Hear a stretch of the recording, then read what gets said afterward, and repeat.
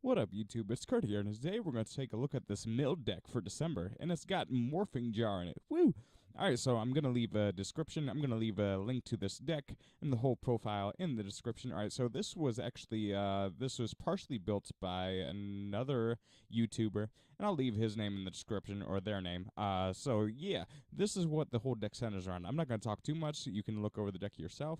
But it starts with Morphing Jar, and it starts with searching Morphing Jar and getting him on the field. So that's why we have Giant Rat, and that's why we have Spirit of the Fall Wind.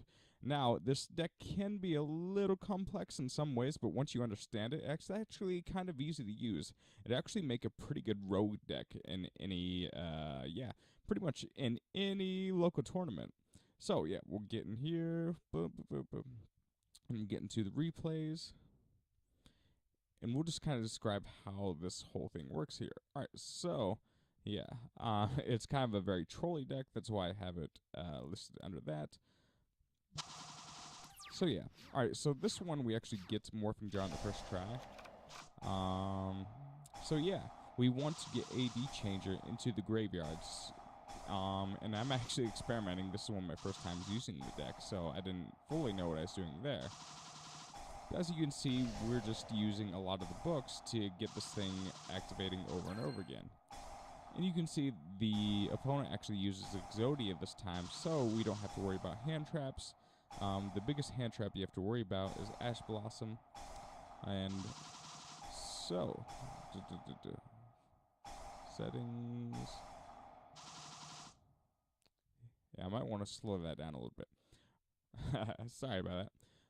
But anyways, you can see there the whole idea is kind of recycling your cards, and that's why, that's why we have a few cards in there.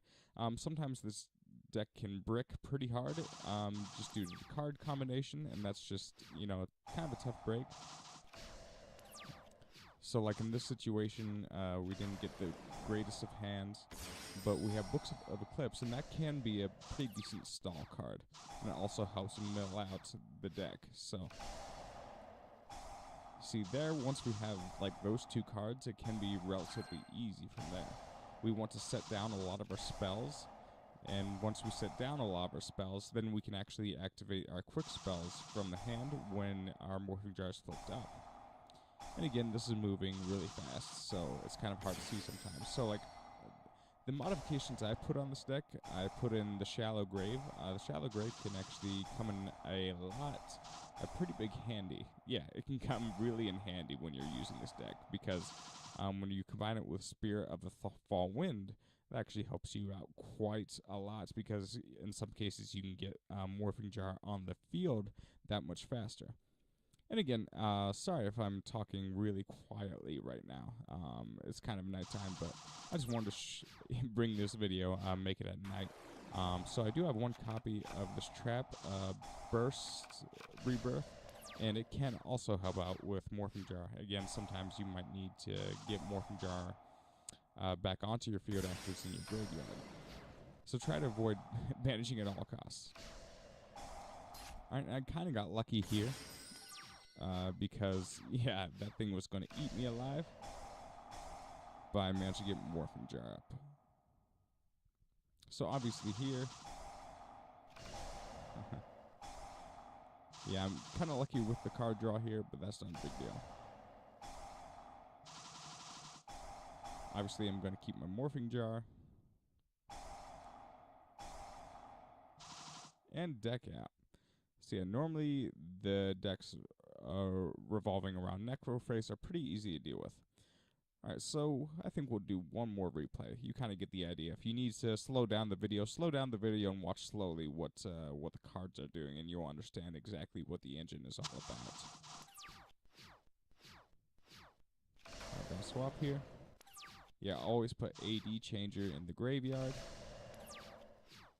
Actually, yeah, I kind of... yeah, I put that down, and I waited for him to draw so I can actually use my hand destruction. So yeah, this time we can't really use Giant Rat.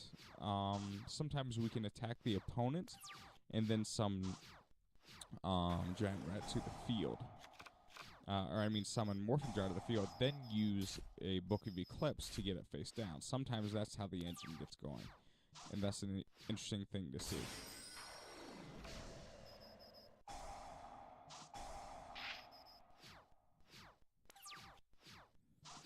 Alright, so but this time we added Morphing Jar to hand, so there it is. Boom. Again, this isn't really meta. Sometimes this can win against meta.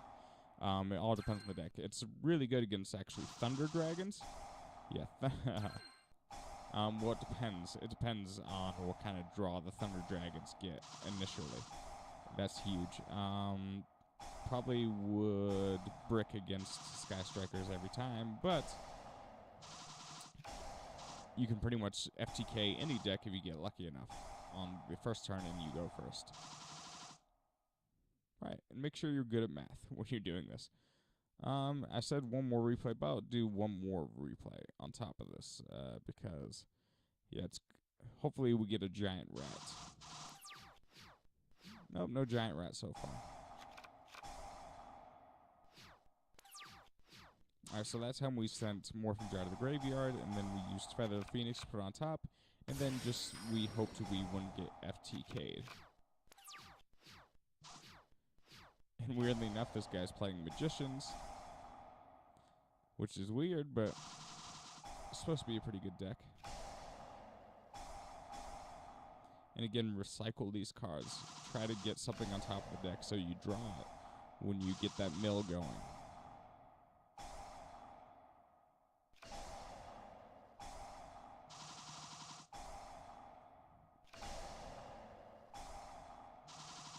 And again, card destruction is really important. You want to have a low amount of cards.